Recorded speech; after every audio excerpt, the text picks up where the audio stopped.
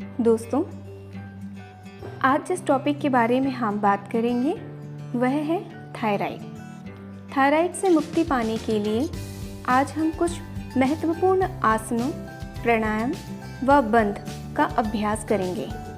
इसका लगातार अभ्यास करने से आपको 4 हफ्तों में थायराइड में काफ़ी लाभ मिलेगा।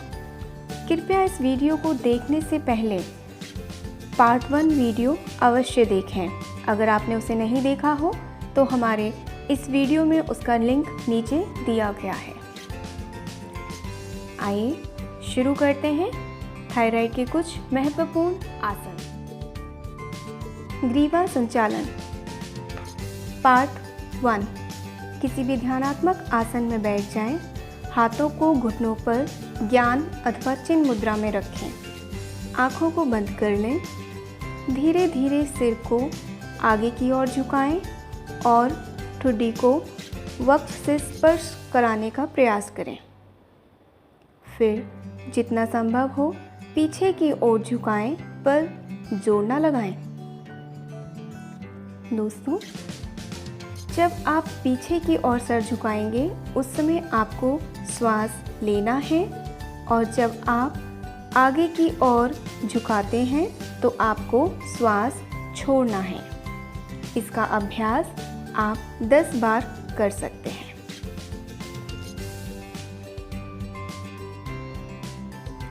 श्वास छोड़ते हुए आगे, श्वास लेते हुए पीछे। इसी का अगला चरण शुरू करेंगे। सिर को बाएं ओर झुकाएं और बाएं कान को बाएं कंधे से लगाने की कोशिश करें। इसी प्रकार सिर को दाएं ओर झुकाएं और दाएं कान को दाएं कंधे से लगाने की कोशिश करें। सिर को उठाते समय श्वास लें और दाएं बाएं झुकाते समय श्वास छोड़ें। अधिक जोर न लगाएं। कंधे का स्पर्श करना आवश्यक नहीं है। इसका अभ्यास आप 10 बार कर सकते हैं।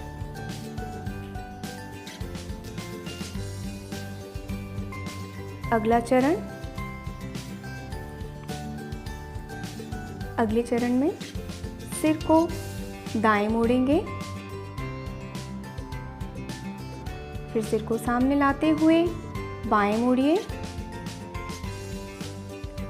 सिर को सामने लाते समय श्वास लें और दाएं बाएं मोड़ते समय श्वास छोड़ें। इसका अभ्यास भी आप 10 बार कर सकते हैं।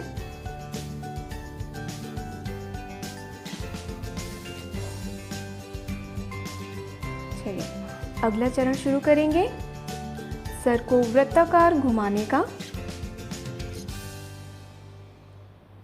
शुरू करेंगे। अगला चरण शुरू करेंगे। आप सिर को वृत्ताकार घुमाएंगे। गर्दन के चारों ओर स्थानांतरित होते हुए खिंचाव और गर्दन के जोड़ों, पेशियों में आ रहे ढीलेपन को महसूस करें। इसी को पहले हम क्लॉकवाइज घुमाएंगे, फिर एंटी क्लॉकवाइज।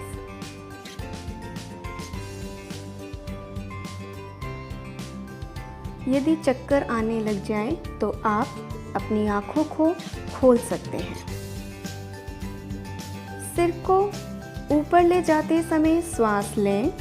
सिर को नीचे लाते समय श्वास छोड़ें। आप इसका अभ्यास भी 5 से 10 बार कर सकते हैं। आइए इसकी कुछ सीमाओं के बारे में जानते हैं। बुजुर्ग व्यक्तियों और निम्न रक्तचाप, बहुत उच्च रक्तचाप अथवा बहुत बड़े हुए सर्वाइकल स्पॉन्डिलाइसिस के रोगियों को गर्दन के इन चारों अभ्यासों को नहीं करना चाहिए।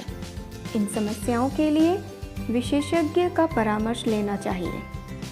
सर्वाइकल स्पॉन्डिलाइसिस के रोगियों को गर्दन को आगे झुकाने वाला अभ्यास बिल्कुल नहीं करना चाहिए। आइए अब हम ग्रीवा संचालन से होने वाले लाभ के बारे में चर्चा करते हैं। इस क्रिया द्वारा जिसकी गर्दन पर अत्यधिक चर्बी होती है वो कम होती है। इनके अभ्यास से थायराइड संबंधित रोगों में आराम मिलता है, क्योंकि शरीर के विभिन्न अंगों उप अंगों को जोड़ने वाली सभी तंत्रिकाएं गर्दन से ही होकर जाती हैं। यह आसन सिर, गर्दन और कंधों के आसपास के तनाव, भारीपन और कड़ेपन को दूर करता है।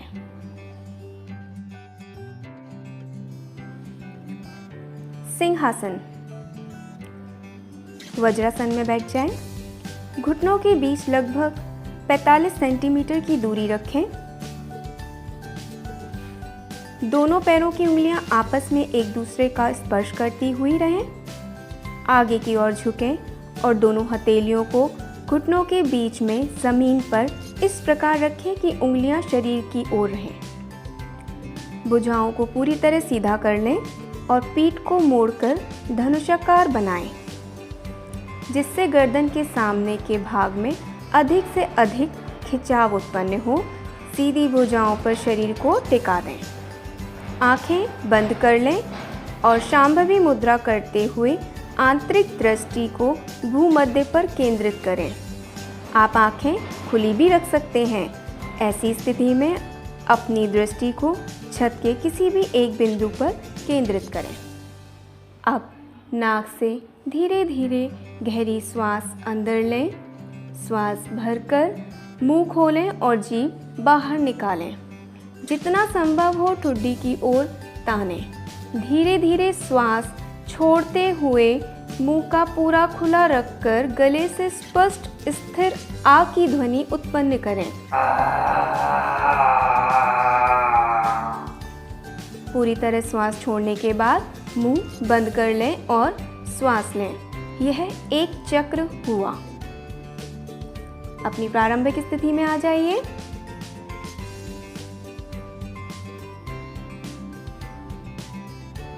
अभ्यास 10 से 20 चक्र तक कर सकते हैं। इससे होने वाले लाभ यह गले, नाक, कान, नेत्र एवं मुंह के रोगों को दूर करने के लिए एक उत्तम आसन है। सिंहगर्जासन उन लोगों के लिए विशेष लाभप्रद है जो तुतलाते, हकलाते अथवा घबराते हैं या अंतर्मुखी हैं।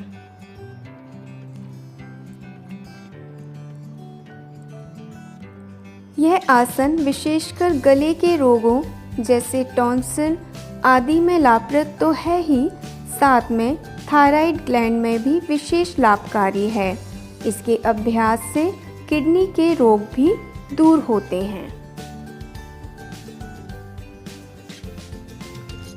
इस आसन को करने के बाद अपनी प्रारंभिक स्थिति में आने के बाद आप अपने दोनों हाथों से अपने गले की मसाज कर लें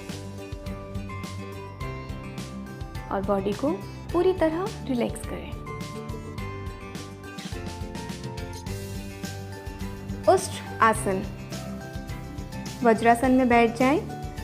अब घुटनों पर खड़े होकर पीछे की ओर झुकें और धीरे धीरे दाहिने हाथ से दाहिनी एड़ी और बाएं हाथ से बाईं एड़ी को पकड़ने का प्रयास करें। अधिक जोर ना लगाएं। उदर को आगे की ओर उभारें। जांघों को सीधा रखने का प्रयास करें। सिर एवं मेरुदंड को जितना संभव हो पीछे झुकाएं। शरीर का भार पैरों और भुजाओं पर समान रूप से रहे। अब धीरे धीरे अपनी प्रारंभिक स्थिति में वापस लौट आएं।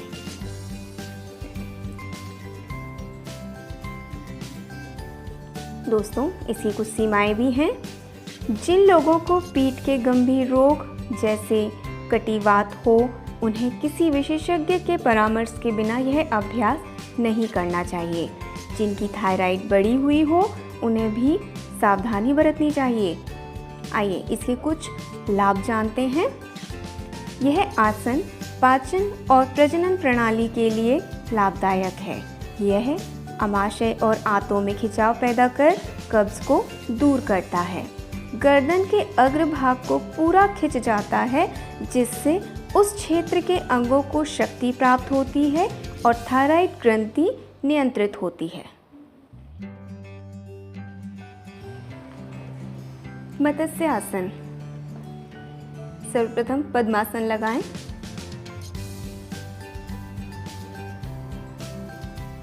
हाथों को, हथेलियों को सिर के पास रखें। उसके बाद गर्दन उठाते हुए चोटी वाला हिस्सा या माथे के अगले हिस्से को ज़मीन पर स्थिर करें। इसके बाद दोनों हाथों को वापस लाएं। अब दाएं हाथ से दाएं पैर के अंगूठे को और बाएं हाथ से बाएं पैर के अंगूठे को पकड़ लें। इस अवस्था में दोनों कोहनियाँ ज़मीन पर लगी रहेंगी। यथासंभव अभ्यास करने के बाद वापस आने के लिए दोनों हाथों को पलटकर सिर के पीछे ले जाएं। गर्दन को सीधा करें। दोनों हाथों को कमर के पास लेते हुए शरीर को सीधा करें।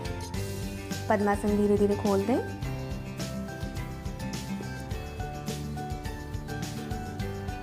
आइए इससे होने वाली कुछ लाभ के बारे में चर्चा करते हैं। यह सांस से संबंधित रोगों के लिए अत्यधिक उपयोगी आसन है। अत्यधिक जिसकी गर्दन पर चर्बी हो उसको इसका अभ्यास अवश्य करना चाहिए।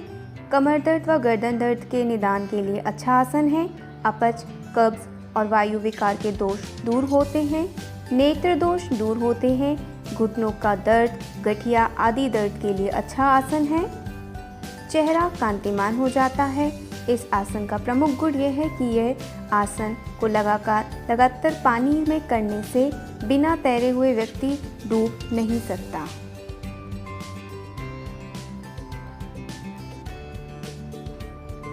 इससे पीठ में रुके हुए रक्त को पुनः संचरित करता है, जिससे पीठ के दर्द, ग्रीवा, स्पॉन्डिलाइसिस में आराम पहुंचता है। यह थायराइड ग्रंथि की क्रियाशीलता को नियमित करता है तथा थाइमस ग्रंथि को उद्दीप्त करता है, जिससे प्रतिरक्षा तंत्र की क्षमता वृद्धि होती है। आइए इससे होने वाली कुछ सीमाएं भी हैं। जो लोग हृदय रोग, पैप्टिक अल्सर, हार्निया, पीठ दर्द या किसी गंभीर रोग से ग्रस्त हो, उन्हें यह आसन का अभ्यास नहीं करना चाहिए। गर्भवती महिलाओं को भी इस आसन का अभ्यास नहीं करना चाहिए। सेतुबंध आसन शुरू करेंगे। दोनों पैरों को आपस में मिला लीजिए। अब घुटनों को मोड़ते हुए पैरों को मोड़िए। दाएं हाथ से दाएं एड़ी को और बाएं हाथ से बाएं एड़ी को पकड़ें। श्वास भरते हुए यथासंभव पेट को ऊपर की ओर उठाएं। जब आप पेट को ऊपर की तरफ उठाएंगे तब आपकी चिन आपके चेस्ट से टच करेगी। ये आपका जालंधर बंद है। अब श्वास छोड़ते हुए अपनी प्रारंभिक स्थिति में वापस आ जाएं। पैरों को सीधा करेंगे। इस आसन का अभ्यास 8 से 10 बार आप कर सकते हैं। इससे होने वाले लाभ: यह आसन पीठ की मांसपेशियों को सबल एवं मजबूत बनाता है, मेरुदंड की तंत्रिकाओं को उद्दीप्त करता है और रक्त संचार बढ़ाता है, जांघों, उदर की मांसपेशियों को सबल बनाता है, थायराइड संबंधित रोगों तथा स्त्री रोगों के योगोपचार में किया जाता है। इसकी कुछ सीमाएं भी हैं। यह आसन का अभ्यास ऐसे लोगों को नहीं करना चाहिए जिन्हें उच्च रक्तचाप, हृदय रोग या आमाशय का वर्ण हो या जिनकी कलाइयाँ कमज़ोर हों। विपरीत करणी आसन। पीठ के बल लेट जाएं। पैरों और पंजों को एक साथ और एक सीध में रखें। हाथों और भुजाओं को शरीर के निकट रखें। हथेलियां जमीन पर रहें। संपूर्ण शरीर को शिथिल करें। दोनों पैरों को सीधा और एक साथ रखते हुए ऊपर उठाएं। पैर और शरीर के ऊपर सिर की ओर लेके जाएं। भुजाओं तथा हाथों से जमीन का सहारा लेते हुए नितंबों को ऊपर उठाएं। पैरों को सिर की ओर और अधिक ऊपर ले जाते हुए मेरुदंड को जमीन से ऊपर उठाएं। जहां तक संभव हो कोहनियों को एक दूसरे के निकट रखें। दोनों पैरों को लंबवत सीधा कर लें और उन्हें शिथिल करें।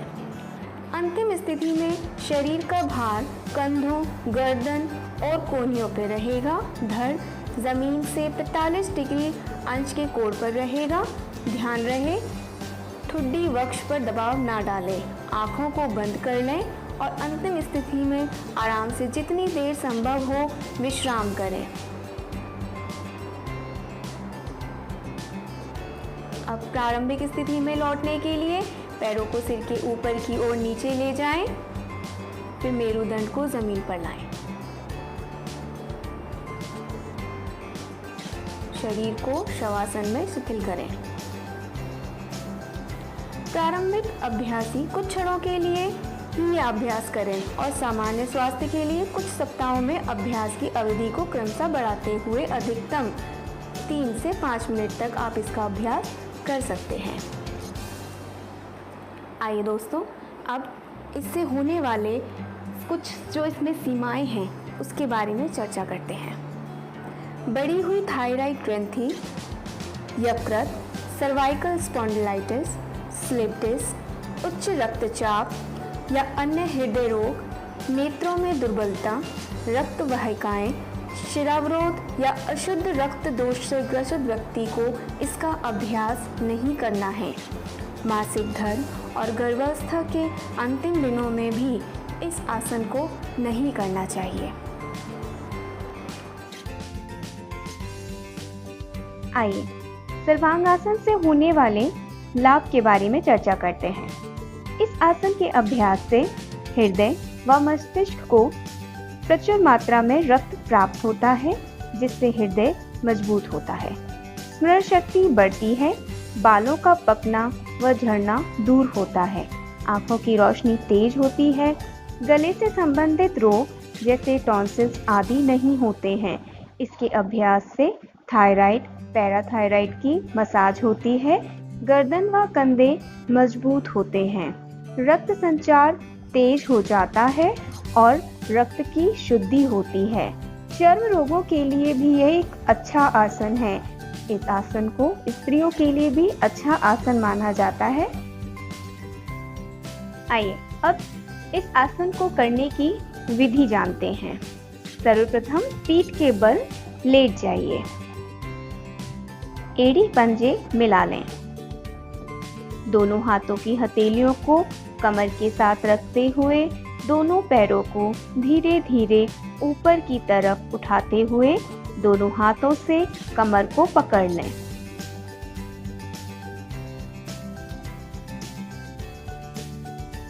इस अवस्था में हाथ का अंगूठा आगे रहेगा और चारों उंगलियां पीछे की तरफ। इसके बाद हाथों का स्टैंड बनाते हुए संपूर्ण शरीर को ऊपर की तरफ ले जाएं।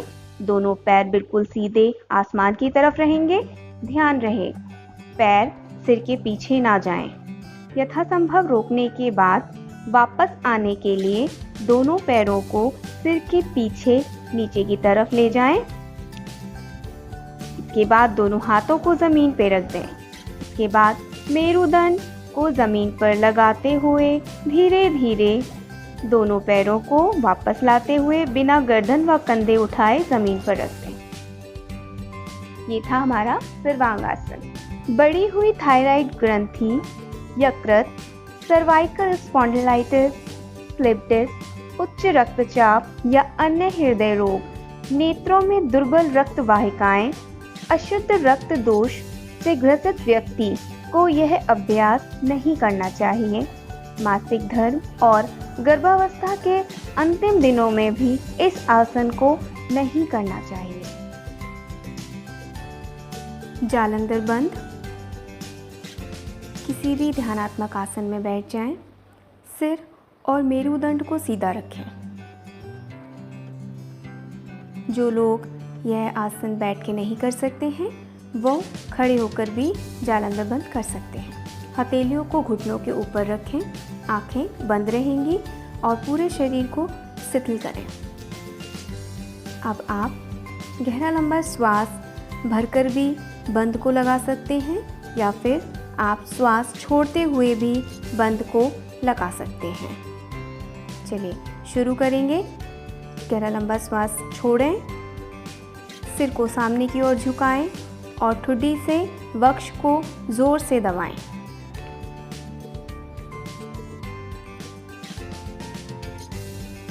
भुजाओं को सीधा करें और हाथों से घुटनों को दबाते हुए उन्हें इस स्थिति में दृढ़ता से जमाए रखें।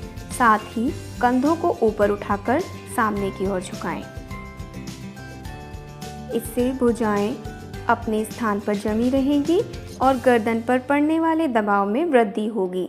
जब तक श्वास को आरामपूर्वक तक रोक सकते हों, संभव हो रोकें, तब तक अंतिम स्थिति पर इसे रोक के रखें। अधिक जोर न लगाएं, कंधों को शिथिल करें, भुजाओं को मोड़ें, धीरे धीरे बंद को ढीला करें, सिर को उठाएं और श्वास लें। जब श्वास सामान्य हो जाए तब इस अभ्यास को दोहराएं। दोस्तों, आइए इसकी कुछ सीमाओं के बारे में चर्चा करते हैं। सर्वाइकल स्पॉन्डिलाइसिस, उच्च अंतः मस्तिष्क दाब, चक्कर आना, उच्च रक्तचाप या हृदय रोग से पीड़ित व्यक्तियों को यह अभ्यास नहीं करना चाहिए। यद्यपि जालंधर बंद प्रारंभ में रक्तचाप को घटाता है, पर लंबे समय तक कुंभक करने से हृदय पर जोर पड़ता है। आइए अब इससे पहुंचने वाले लाभ के बारे में चर्चा करते हैं। दोस्तों, जालंधर बंद के अभ्यास से गले में होने वाली बीमारियां नहीं होती। टॉन्सिल आदि बीमारियों को दूर करता है। कंठ सुरीला हो जाता है। थायराइड एवं पैराथायराइड ग्रंथियों के लिए लाभदायक है। चेहरा कांतिमान हो जाता है तथा कुंडलिनी जागरण में सहायक है। भ्रामरी प्राणायाम। किसी भी ध्यानात्मक आसन में बैठेंगे, कमर गर्दन सीधी रखिए, आंखें कोमलता से बंद रहेंगी। हाथों से शंखमुखी मुद्रा बनाते हुए अंगूठों से कानों को दबाव देते हुए दोनों दांतों को आपस में जोड़ेंगे नहीं, अपनी जीवा को ऊपर तालू से लगाएं। गहरा लंबा श्वास भरें और भ्रमर के शब्द का गुंजन करें। श्वास छोड़ते हुए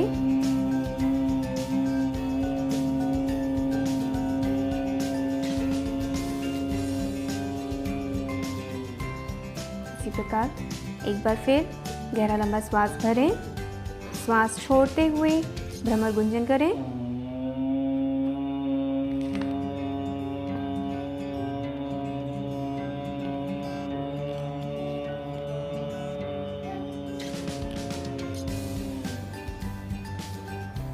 अपनी प्रारंभिक स्थिति में आ जाएं और शरीर को शिथिल छोड़ दें। आइए इससे होने वाले लाभ के बारे में चर्चा करते हैं। भ्रामरी।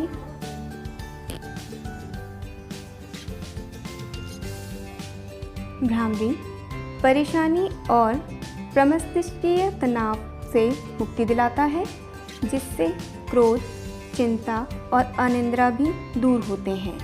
रक्तचाप में कमी आती है। यह शरीर के ऊतकों को शीघ्र स्वस्थ बनाता है, वाणी को सुधार कर सशक्त बनाता है और गले के रोगों को दूर करता है। आइए इसमें कुछ सीमाएं भी हैं। भ्रामरी प्राणायाम लेटकर कभी नहीं करना चाहिए। जिन्हें कान का संक्रमण हो, उन्हें संक्रमण से मुक्ति होने के बाद ही भ्रामरी प्राणायाम का अभ्यास करना चाहिए। उज्जाई प्राणायाम। इस प्राणायाम के अभ्यास से प्राणों पर विजय प्राप्त की जाती है, इसीलिए इसे उज्जाई प्राणायाम कहते हैं। दोस्तों, सबसे पहले इस प्राणायाम से प्राप्त होने वाले लाभ के बारे में चर्चा करते हैं। इस प्राणायाम के द्वारा हमारे गले से संबंधित रोग दूर होते हैं। थायराइड एवं पैराथायराइड ग्रंथियों पर विशेष प्रभाव पड़ता है। रक्त साफ होता है। गुप्त रोगों के निदान में सर्वश्रेष्ठ माना जाता है। स्त्री रोग दूर होते हैं। पुरुष जनित रोग को दूर करता है। कब्ज, अपच एवं वायु विकार को दूर करता है। खांसी, ज्वर, पीलिया आदि के रोगों में दूर होते हैं। निम्न रक्तचाप के लिए अच्छा है और कुंडलिनी जागरण में भी सहायक माना जाता है। ये इसके कुछ लाभ हैं। अब इससे हो सकने वाली सावधानियाँ क्या है, आइए जानते हैं। उच्च रक्तचाप व हृदय रोगियों को इसका अभ्यास नहीं करना चाहिए। चलिए दोस्तों, अब हम शुरू करते हैं उज्जाई प्राणायाम। इसे करने की विधि इस प्रकार है। किसी भी आरामदायक आसन या ध्यान के आसन में बैठ जाएं। आंखों को बंद करके पूरे शरीर को शिथिल करें। नासिका से आती जाती श्वास के प्रति सजग बन जाएं और श्वसन को धीमा एवं लयपूर्ण होने दें। थोड़ी देर बाद अपनी सजगता को गले पर ले जाएं। ऐसा अनुभव करें या कल्पना करें कि श्वास नासिका से नहीं बल्कि गले से आ रही है।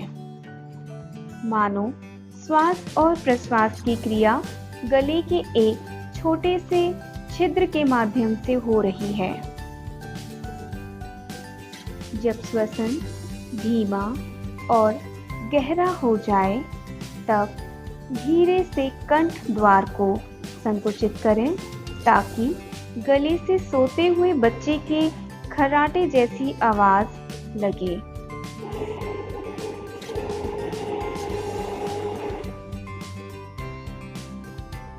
यदि इसका अभ्यास सही ढंग से किया जाए तो गले के साथ उदर का भी संकुचन होगा। एक बार फिर इसका अभ्यास करेंगे।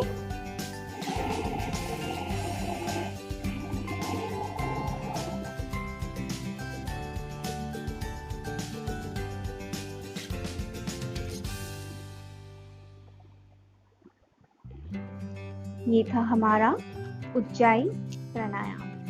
दोस्तों, अगर आपको हमारा ये वीडियो पसंद आया हो तो इस वीडियो को लाइक, शेयर और सब्सक्राइब करना ना भूलिए। Thank you.